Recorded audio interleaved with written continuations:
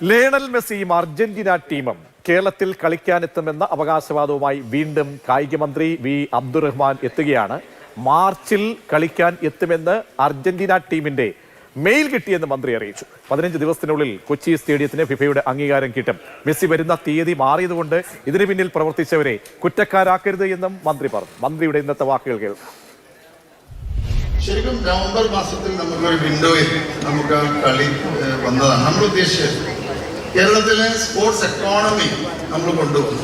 അപ്പോൾ ആ ഒരു സ്റ്റേഡിയത്തിന് അംഗീകാരം ലഭ്യമാകാത്തതുകൊണ്ടാണ് നമ്മൾ ആ ഒരു വിൻഡോയിൽ നമുക്കൊരു ചെറിയ സുഖം. ഇപ്പോൾ കഴിഞ്ഞ ദിവസം ഒരു 2 ദിവസങ്ങൾക്ക് മുമ്പ് നമുക്ക് ഇതുമായി ബന്ധപ്പെട്ട അർജന്റീനൻ ടീമിൻ്റെ ഒരു മെയിൽ മാർച്ചിൽ അവർ നിർബന്ധമായും വരാമെന്ന് അടുത്ത ദിവസം തന്നെ അതിൻ്റെ ഒരു അനൗൺസ്മെന്റ് നടത്താമെന്ന് അവർ അറിയിച്ചു. സത്യത്തിൽ ഇതിൽ നമ്മുടെ പൊതുസമൂഹം, കായിക പ്രേമികളും പ്രത്യേകിച്ച് ഫുട്ബോൾ പ്രേമികളൊക്കെ തന്നെ അറിയേണ്ടത് ഇത് രാഷ്ട്രീയമായിട്ടുള്ള ഒരു തർക്കത്തിനുള്ള വേദിയായിട്ടല്ല നിങ്ങൾ കണ്ടത്. മാത്രമല്ല, അർജന്റീനൻ താരം ലയണൽ മെസ്സി ഡിസംബർ 13-ന് സെലിബ്രിറ്റി മാച്ചിൽ പങ്കെടുക്കാനായി ഹൈദരാബാദിൽ എത്തുന്നുണ്ട്. ഹൈദരാബാദിൽ കളിക്കുമെന്ന വാർത്ത കൂടി വരികയാണ്. മെസ്സിയുടെ ഗോ ടൂർ ഇന്ത്യയിൽ സന്ദർശിക്കുന്ന സ്ഥലങ്ങളിൽ ഹൈദരാബാദും അങ്ങനെ ഉൾപ്പെടുത്തുകയാണ്.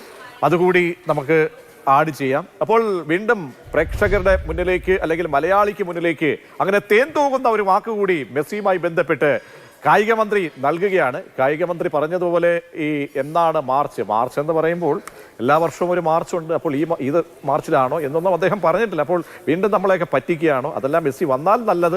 അതുകൊണ്ട് എന്തായിരിക്കാം ഇതിൽ ഒളിഞ്ഞിരിക്കുന്ന കാര്യങ്ങൾ എന്ന് കൂടി നമുക്ക് പരിശോധിക്കാം. ഇപ്പോൾ രജിൽ രാജും കായിക ഡെസ്കിൽ നിന്നും ഒപ്പം സോണൽ രണ്ടുപേരും ചേരുകയാണ്. രജിൽ, നമ്മൾ ആദ്യം തന്നെ അന്നേ നമ്മൾ ഈ പന്തികേടുകൾ പറഞ്ഞിരുന്നു. അതാ ഈ ഡിസംബർ കഴിഞ്ഞ മാസം, ഈ മാസം എത്തും എന്നുള്ള കാര്യത്തിലൊക്കെ തന്നെ നമ്മൾ പറഞ്ഞിരുന്നു. സാധ്യതകളൊന്നുമില്ല. അതിൻ്റെ പ്രായോഗികമായിട്ടുള്ള പ്രശ്നങ്ങളാണ് നമ്മൾ പറഞ്ഞത്. കാരണം നമുക്കെല്ലാം ആഗ്രഹമാണ്, സോണലിനും രജിലിനും ഒക്കെ നമ്മളൊക്കെ മെസ്സിയെ കാണാൻ വേണ്ടി കൊതിച്ച നിമിഷങ്ങളൊക്കെയാണ്. പൊതുവെ ഇപ്പോൾ ഈ മാർച്ചിൽ വരുമെന്ന് മന്ത്രി പറയുമ്പോൾ അതിലെന്താണ് അടിസ്ഥാനമായിട്ട് അദ്ദേഹം പറയുന്ന കാര്യങ്ങൾ? അദ്ദേഹത്തെ ബൈറ്റ് കേൾക്കുമ്പോൾ രജിലിന് എന്താണ് മനസ്സിലാകുന്നത്?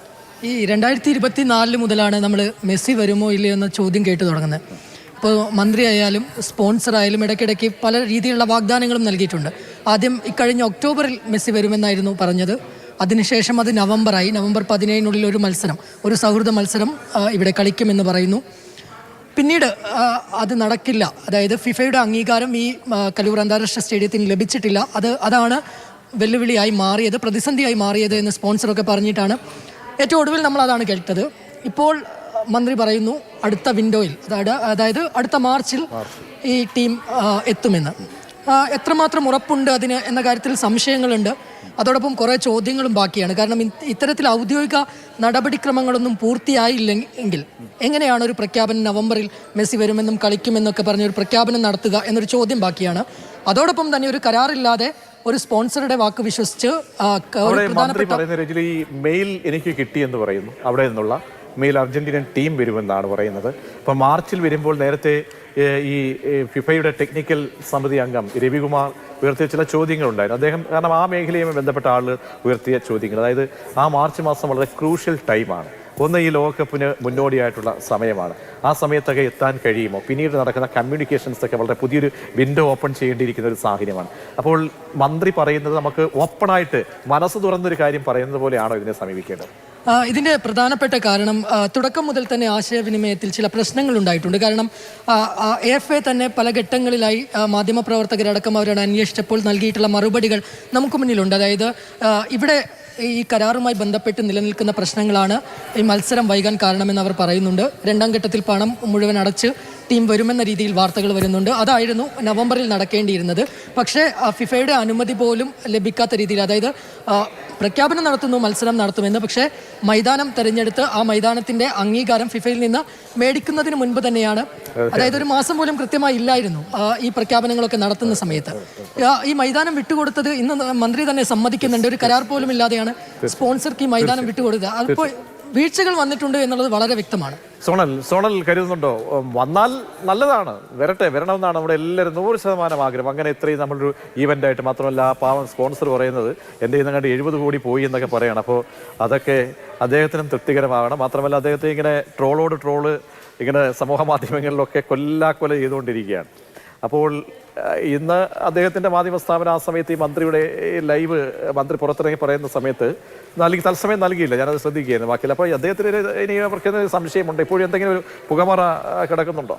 തീർച്ചയായിട്ടും ഇത്തരം കാര്യങ്ങൾ വരുമ്പോൾ സാങ്കേതികത്വം പറഞ്ഞ് ഒഴിയുക എന്നുള്ളൊരു പോംവഴിയാണ് ഇവരൊക്കെ സ്വീകരിച്ചിട്ടുള്ളത് എന്നുള്ളതാണ്. പക്ഷേ ഇതിനോടൊപ്പം കൂട്ടി വായിക്കേണ്ട ചില കാര്യങ്ങൾ കൂടിയുണ്ട്. ഈ മെസ്സിയെ പോലുള്ള വലിയ താരങ്ങളെ നമ്മുടെ കേരളത്തിലേക്ക് കൊണ്ടുവരേണ്ടത് അനിവാര്യമായിട്ടുള്ള കാര്യമാണ്, നമ്മൾ അതിനൊന്നും എതിർക്കുന്നില്ല. പക്ഷേ നമ്മുടെ പ്ലെയേഴ്സിനെ, നമ്മുടെ കായിക താരങ്ങൾക്ക് വേണ്ട അടിസ്ഥാന സൗകര്യങ്ങൾ, കായികവുമായി ബന്ധപ്പെട്ട അടിസ്ഥാന സൗകര്യങ്ങൾ കൂടി ഒരുക്കേണ്ടതില്ലേ എന്നൊരു ചോദ്യം നമുക്ക് മുന്നിലുണ്ട് എന്നുള്ളതാണ്. കാരണം കഴിഞ്ഞ സംസ്ഥാന സ്കൂൾ കായികമേളയൊക്കെ നടന്ന സമയത്ത് പലർക്കും ഓടാൻ വേണ്ടി സ്പൈക്കില്ല, കുട്ടികൾക്ക് കളിക്കാൻ വേണ്ടിയുള്ള നല്ല ജേഴ്സികളില്ല. അങ്ങനെ അത്തരത്തിലുള്ള സാഹചര്യത്തിലേക്കൊക്കെ കാര്യങ്ങൾ ചെന്നെത്തുമ്പോൾ ഇത്രയും പണം ചെലവാക്കിക്കൊണ്ട് മറ്റ് താരങ്ങളെ ഇവിടെ നമ്മുടെ കേരളത്തിലും ഇന്ത്യയിലും എത്തിച്ചുകൊണ്ട് വലിയ പുകമറ സൃഷ്ടിച്ച് അല്ലെങ്കിൽ മറ്റൊരു രീതിയിലേക്ക് കാര്യങ്ങൾ കൊണ്ടെത്തുന്നതിന് പകരം നമ്മുടെ കായിക താരങ്ങൾക്ക് കൂടി മെച്ചപ്പെട്ട സൗകര്യങ്ങൾ ഒരുക്കേണ്ടതില്ലേ എന്നൊരു ചോദ്യം അവർ തന്നെ ചോദിക്കുന്നുണ്ട്.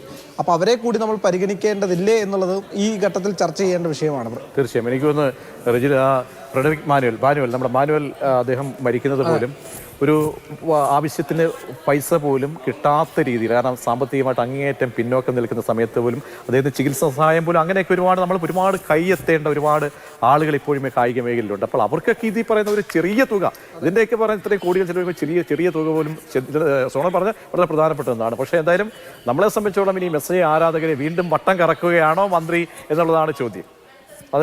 ദക്ഷിണേന്ത്യയിലെ ആരാധകരെ സംബന്ധിച്ചിടത്തോളം അതിനിടയിൽ പ്രജിത്ത് സൂചിപ്പിച്ചതുപോലെയുള്ള ഒരു സന്തോഷ വാർത്ത, ഹൈദരാബാദിൽ കൂടി മെസ്സി വരുന്നു എന്നതാണ്. ഗോഡ് ടൂർ ഓഫ് ഇന്ത്യ എന്ന പേരിൽ ഡിസംബറിൽ മെസ്സി വരും എന്ന കാര്യം മെസ്സി സ്പോൺസർ അന്ന് പറഞ്ഞതാണ് അറിയോ. അതായത് മെസ്സി ഞങ്ങൾ പറഞ്ഞ ഡേറ്റിന് വരാതെ വേറെ എവിടെയെങ്കിലും വന്നു കഴിഞ്ഞാൽ നോക്കിക്കോ എന്ന് പറഞ്ഞതാണ്, മെസ്സിക്ക് മുന്നറിയിപ്പ് കൊടുത്തതാണ്. അത്തരത്തിലുള്ള വാണിംഗും മെസ്സി ഭയന്നിനി ഹൈദരാബാദിലേക്ക് വരാതിരിക്കുമോ? അത്തരത്തിലുള്ള പലതരത്തിലുള്ള വിമർശനങ്ങൾ ഇതുമായി ബന്ധപ്പെട്ട് ട്രോളുകളായിട്ട് മാറിയിട്ടുണ്ട്. പക്ഷെ എന്തായാലും ഹൈദരാബാദിൽ വരുമെന്നുള്ളത് അതുമായി ബന്ധപ്പെട്ട അധികൃതർ ഉറപ്പ് നൽകിയിട്ടുണ്ട്. ഗോഡ് ടൂറിന്റെ ഭാഗമായിട്ട് തന്നെ ഇന്ത്യയിൽ എത്തുന്നത് അതിൽ ഹൈദരാബാദ് കൂടി ഉൾപ്പെടുത്തിയിട്ടുണ്ട്. എന്തായാലും ഈ മന്ത്രിയെ നമുക്കൊന്നുകൂടെ വിശ്വസിക്കാമല്ലേ? തീർച്ചയായിട്ടും അടുത്ത വിൻഡോയിൽ നമുക്കത് വിശ്വസിക്കേ രക്ഷയുള്ളൂ. കാരണം നമ്മൾ മെസ്സി ചതിച്ചു എന്ന് പറയുന്ന രീതിയിലല്ലല്ലോ നിൽക്കുന്നത്. നമ്മളെന്തായാലും ആരാധകരെ സംബന്ധിച്ചിടത്തോളം മെസ്സി വരുന്നത് നല്ല കാര്യം തന്നെ, പക്ഷേ ആരാധകരെ പറ്റിക്കരുത് എന്ന് മാത്രമേ. തീർച്ചയായും അങ്ങനെ ലക്ഷക്കണക്കിന് വരുന്ന മെസ്സി ആരാധന മനസ്സിലേക്ക് മറ്റൊരു ആശാമരം കൂടി തളിർക്കാനുള്ള അവസരം ഒരുക്കുകയാണ് നമ്മുടെ കായിക മന്ത്രി. എന്തായാലും കായിക മന്ത്രി കുറച്ചുകൂടി ക്ലാരിറ്റി പ്രതികരണങ്ങളിൽ വരുത്തുമെന്നാണ് പ്രതീക്ഷിക്കുന്നത്.